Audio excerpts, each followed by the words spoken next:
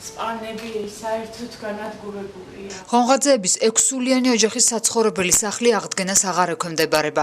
ხაშურის რაიონის სოფელ ქვიშხეთში სარკინიგზო გვირაბის მშენებლობამ მათ სერიოზული ზარალი მიაყენა. ავეჯი და საყოფაცხოვრებო ტექნიკა იმ მეზობლებთან გადაიტანეს, რომელთა სახლებსაც ამ ეტაპზე დანგრევის საფრთხე არ ემუქრება. მოგცენ თანხა და გაგვასახლონ, არაფერს აღარ ექვემდებარება, აქეთ გადმოწეულია სახლი.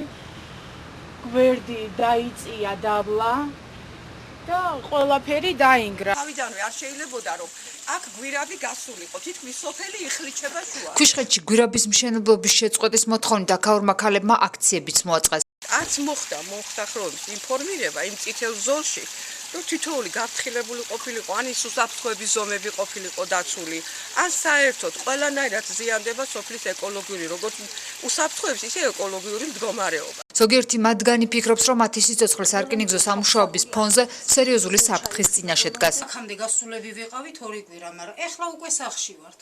აგერ ჩამოვწევთ საწოლებს, აგერ ვძინავს, რომ არაფერი გადმოვარდეს, დიდი სტენკაა გახეთქილი და ის არ დაეცეს და სულ არ ჩვენც არ დავიხუცოთ. ქვიშხეთში მაცხოვრებლები ამბობენ, რომ მათი მდგომარეობის შესახებ საქმის კურსია ხელისუფლება, რომელმაც გვირაბის მშენებლობა ჩინურ კომპანიას დაუკვეთა. დაზარალებულებს ურჩევენ საცხოვრებელი ტერიტორია დროებით დატოვონ და სანაცვლოდ ქირის გადახდას თავაზობენ. ქირით ვერ გავალთ, იმიტომ რომ აქ მიწასთან არის საშიშროება და ეს მიწა საერთოდ გამოდგება თუ არა კიდევ საცხოვრებლად, აქ ამ ადგილზე ცხოვრება ეს გვაფიქრებს ჩვენ. ხაშურის მუნიციპალიტეტის გამგეობა შექმნილ მდგომარეობაზე პასუხისმგებლობას რკინიგზის დეპარტამენტს აკისრებს. ჩვენ გავაგზავნეთ წერილები ბატონი დეპუტატის მეშვეობით პრემიერ-მინისტრთან. რეაგირება ჯერჯერობით არ არის. სახელმწიფო უნდა უზრუნველყოს ასეთი მნიშვნელოვანი პროექტების განხორციელების დროს იმ მესაკუთრებთა უფლებების დაცვა, რომელთა საკუთრების ხელყოფაც ხდება. სოფელ ქვიშხეთის ტერიტორიაზე ნებართვას ჩინურ კომპანიას ხაშურის მუნიციპალიტეტის საკრებულო აძლევს.